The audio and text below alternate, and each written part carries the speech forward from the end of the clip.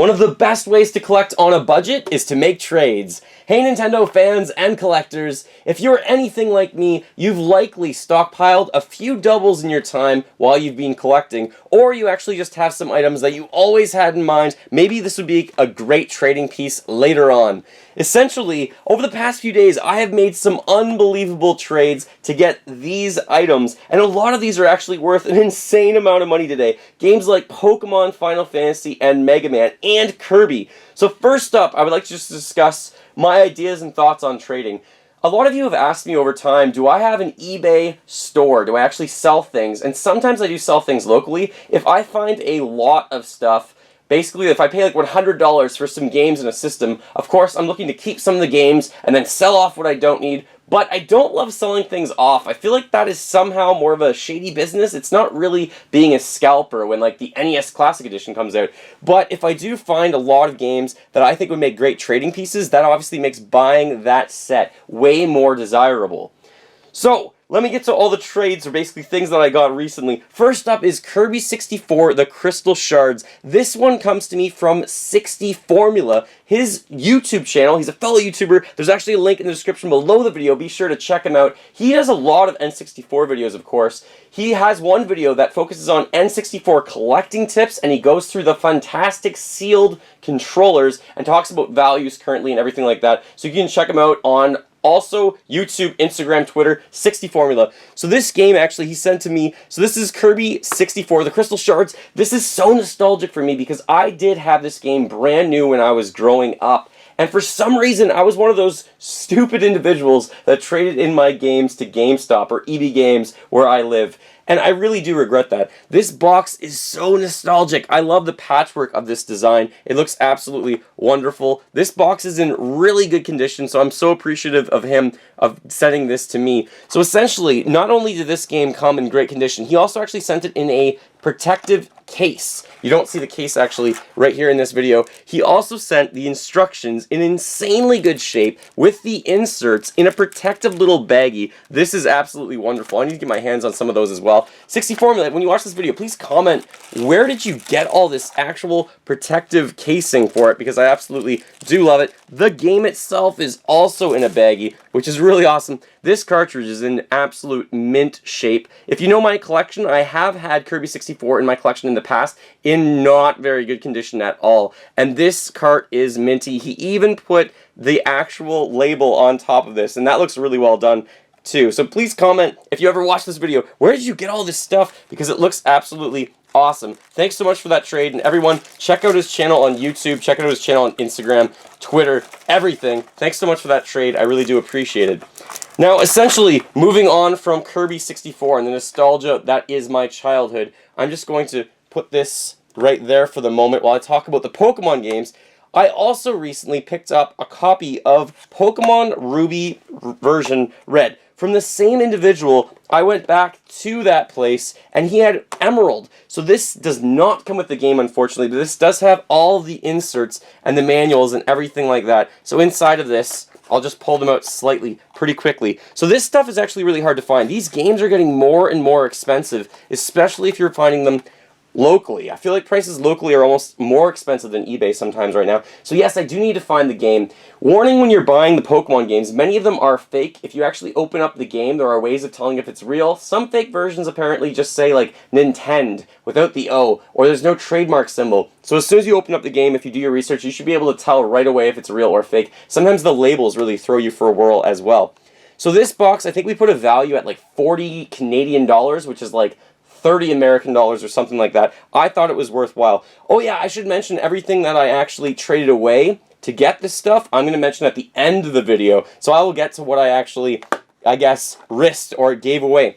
This is Pokemon Soul Silver. This is a big box version. There's also obviously the Heart Gold version, which I do have here already. Zeller's price tag from Canada way back when.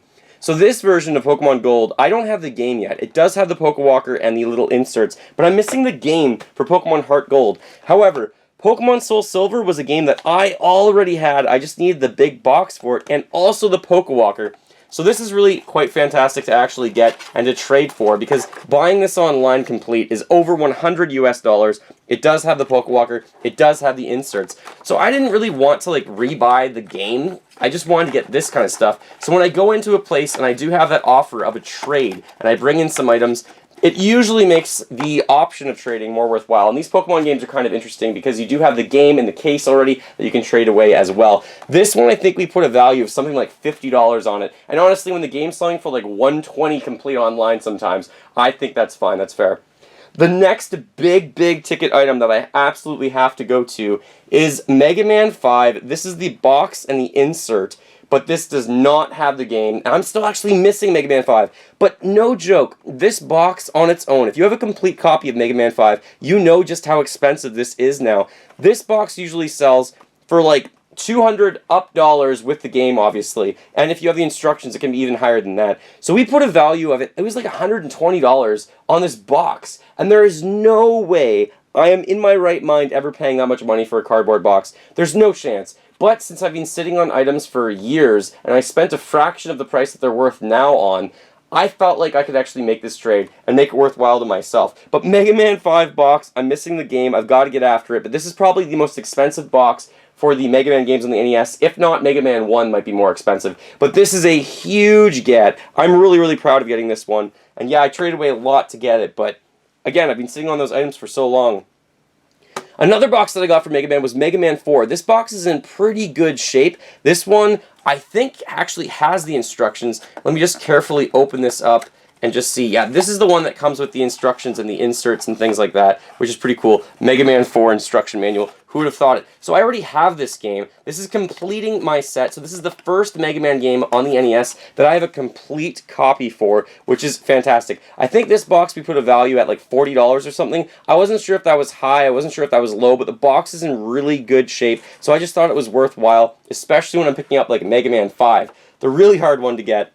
Next up is Mega Man 3, another game that I already have. So this is the box and some inserts, but I don't know if this comes with absolutely everything. So this does have like some coming soon sneak preview, like poster, and another insert. So I am still missing the manual for this one. This one value was at like $30 or something like that. Oh yeah, all these prices are Canadian. So in American, they would be a fraction of that. They would be like 67, 70% of that. So if this was a value of $30 or $40 Canadian, it's probably like $20, $25 American, which is actually a really good deal. Same thing with Mega Man 5 and Mega Man 4. The prices I gave are probably a little bit high for America.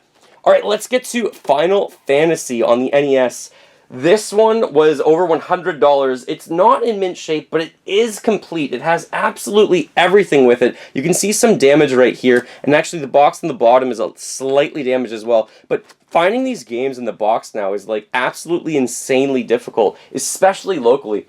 I was looking at copies of Final Fantasy online. I've been wanting to buy this for a while. The original Final Fantasy, I think this is from 1985 when it goes back to. That's insanely old.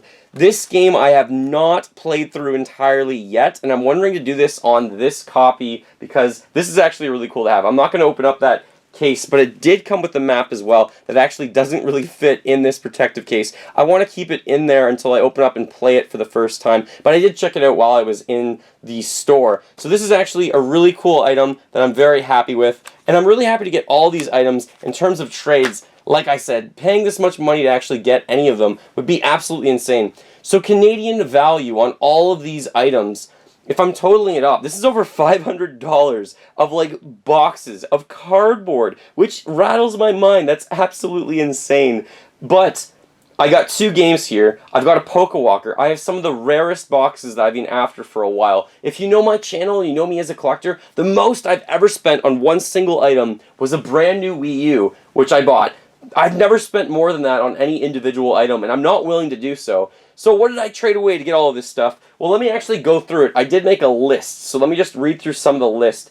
First thing was about 35 Nintendo Power magazines I've been sitting on. They ranged in, I think, issue from like 38 up to like 140. There was a wide range of them.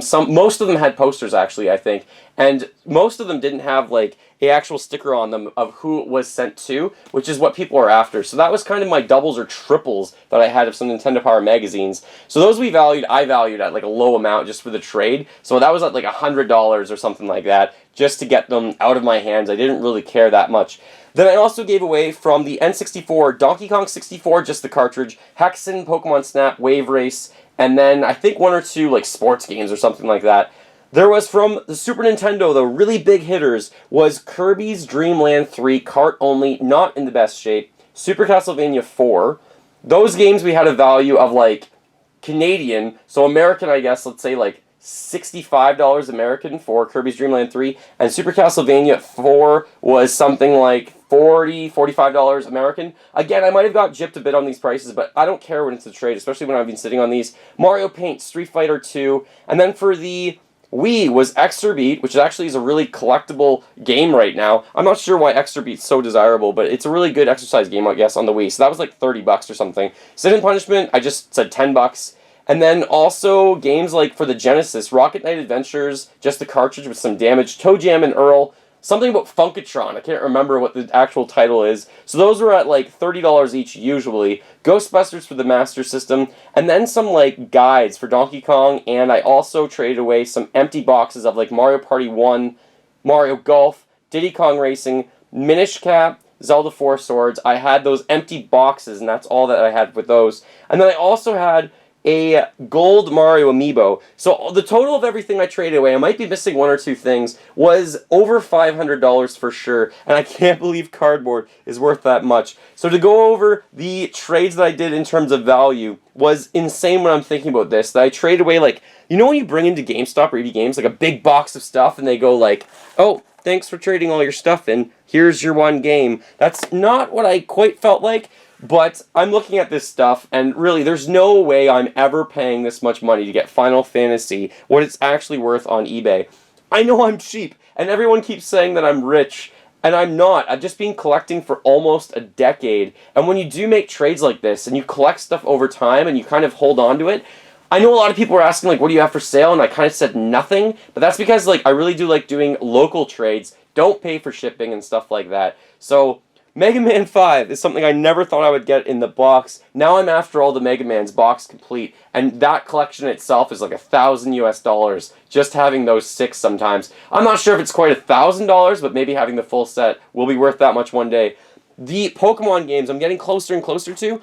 I need to get the cartridges, obviously, for a few of them, and I need to complete my sets, but really I'm 7 games away. I think I'm missing, let's see, Crystal, Platinum, Black and White, both of those the second version, Fire Red, Leaf Green, and then I do need to get Pokemon Heart Gold, of course. So I think I'm 7 games away from completing that set, plus a few cartridges.